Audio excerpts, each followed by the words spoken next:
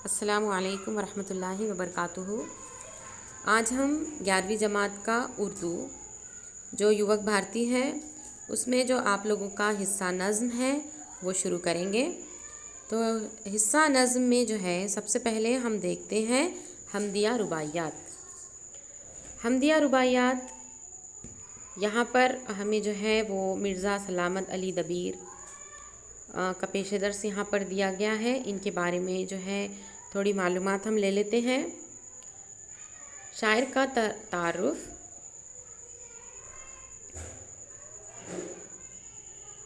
شاعری میں قصیدہ، مرثیہ، حمد اور نعت کی اصناف اپنے موضوعات سے پہچانی جاتی ہے۔ حمد کا موضوع اللہ تعالیٰ کی ذات ہے۔ حمد یہ شاعری میں اللہ تعالیٰ کی تعریف کی جاتی ہے۔ حمد کسے کہتے ہیں؟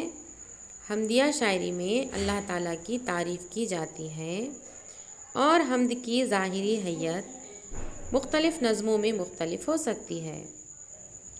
یعنی حمد کے اشعار غزل یا قصیدے کے شعروں کی طرح مخفف ہو سکتے ہیں یا کم و بیش مصروں کے بندوں میں بھی حمد لکھی جا سکتی ہے۔ کبھی شاعر صرف 4 مصروں میں اللہ کی تعریف کو مکمل بیان کرتا ہے۔ ان 4 مصروں کا وزن بحر حجج کا ایک خاص وزن ہو تو اسے رباعی کہتے ہیں۔ اب تک کی جماعتوں میں آپ نے مختلف حیتوں والی حمد پڑھ چکے ہیں۔ یہاں حمد کو رباعی کی حیت میں پیش کیا جا رہا ہے۔ تو یہاں پر پیش درس ہے اور اسی طریقے سے مرزا دبیر کے بارے میں کچھ جان پہچان دی گئی ہے کہ مرزا دبیر کا نام مرزا سلامت علی تھا۔ ان کے اجداد ایران سے آئے تھے، یعنی کہ ان کے جو آبا اجداد ہیں، ان کے دادا پر دادا ایران سے آئے تھے۔ وہ 29 اگست 1803 عیسوی کو دہلی میں پیدا ہوئے۔ 7 برس کی عمر میں اپنے والد مرزا غلام حسین کے ہمراہ لکھنؤ پہنچے۔ وہیں ان کی تعلیم و تربیت ہوئی۔ عربی اور فارسی کے علاوہ دیگر علوم میں بھی انہوں نے مہارت حاصل کی ہے۔ شاعری کی طرف میلان دیکھ کر ان کے والد نے انہیں اس وقت کے مشہور مرثیہ گو شاعر مظفر حسین ضمیر کی شاگردی میں دے دیا۔ میر ضمیر نے اپنے شاگرد کا تخلص دبیر رکھا ہے۔ مرزا دبیر نے رباعی، خطہ، مثنوی، سلام اور قصیدے بھی کہے ہیں۔ تو اس طریقے سے جان پہچان میں جو ہے مرزا سلامت علی دبیر کے بارے میں دیا گیا ہے۔ دبیر نے 1875 میں لکھنؤ میں وفات پائی اور اپنے مکان ہی میں دفن ہوئے ہیں۔ تو چلیے حمد جو ہے وہ شروع کرتے ہیں۔ سب سے پہلے رباعی نمبر 1 ہم دیکھیں گے۔ یا رب خلاق ماہ و ماہی تو ہے، یا رب خلاق ماہ و ماہی تو ہے، بخشندہ تاج و تخت شاہی تو ہے، بخشندہ تاج و تخت شاہی تو ہے، بے منت و بے سوال و بے استحقاق، بے منت و بے سوال و بے استحقاق، دیتا ہے جو سب کو یا الہی تو ہے۔ اب یہاں پر یہ رباعی نمبر 1 ہے جس میں ہم الفاظ معنی تھوڑے دیکھ لیتے ہیں۔ خلاق، خلاق کا مطلب ہوتا ہے بہت تخلیق کرنے والا، پیدا کرنے والا۔ اس کے بعد بخشندہ یعنی کہ عطا کرنے والا، بخشندہ کا مطلب ہوتا ہے عطا کرنے والا۔ اس کے بعد ہے استحقاق، استحقاق مطلب کہ حق کو کہا جاتا ہے۔ تو چلیے ان رباعیوں کی جو ہے پہلی جو رباعی ہے اس کی تشریح دیکھ لیتے ہیں۔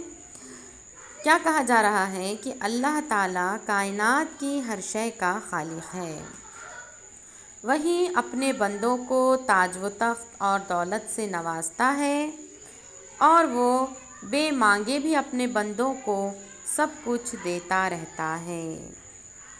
ان میں سے ایک تعداد ان بندوں کی بھی ہوتی ہے جو اپنے خراب اعمال و کردار اور گناہ میں لت پت ہونے کی بنا پر اللہ کی جود و عطا کے مستحق قطعی نہیں ہیں۔ تو یہاں پر ہم نے رباعی نمبر 1 دیکھ چکے ہیں۔ اب ہم دیکھتے ہیں ربائی نمبر 2۔ پروانے کو دھن شمع کو لو تیری ہے، پروانے کو دھن شمع کو لو تیری ہے، عالم میں ہر ایک کو تگ و دو تیری ہے، مصباح و نجوم و آفتاب و مہتاب، مصباح و نجوم و آفتاب و مہتاب، جس نور کو دیکھتا ہوں ضو تیری ہے۔ اب اس میں ہم جو ہے تھوڑے الفاظ معنی دیکھ لیتے ہیں۔ لو کا مطلب ہوتا ہے محبت، لگن، چاہت۔ تگ و دو یعنی کہ بھاگ دوڑ یعنی کہ تلاش کرنا۔ مصباح کے مطلب ہوتے ہیں چراغ۔ تو چلیے اس ربائی کی تشریح دیکھ لیتے ہیں۔ قرآن میں اللہ تعالیٰ فرماتا ہے اللہ نور السماوات والارض، یعنی کہ دوسری ربائی میں شاعر اس بات کو یوں کہتا ہے کہ پروانہ جو شمع کی طرف لپک رہا ہے وہ شمع کی لو کی طرف نہیں، اللہ کے نور کی طرف لپک رہا ہے۔ چاند، سورج، ستاروں میں اللہ تعالیٰ کا نور دمک رہا ہے۔ اب بڑھتے ہیں تیسری ربائی کی طرف۔ خطرے کو گہر کی آبرو دیتا ہے، خطرے کو گہر کی آبرو دیتا ہے، خد سروں کو گل کو رنگ و بو دیتا ہے، بیکار تشخص ہے تصنع بے سود، عزت وہی عزت ہے جو تو دیتا ہے۔ تشریح دیکھ لیں گے کہ اس ربائی میں وَتُعِزُّ مَن تَشَاءُ کا مضمون نظم کیا گیا ہے کہ اللہ کی قدرت خطرے کو گوہر بناتی ہے، اللہ کی قدرت سے ہی بلندی حاصل ہوتی ہے، پھولوں میں رنگ و بو بھی اللہ کے دم سے ہے، اپنے آپ کو کچھ سمجھنا غلط ہے، اگر اللہ عزت نہ دے تو ہر چیز کی اہمیت، ہر شخص کا وقار بیکار ہے۔ اب ہم بڑھتے ہیں چوتھی ربائی کی طرف۔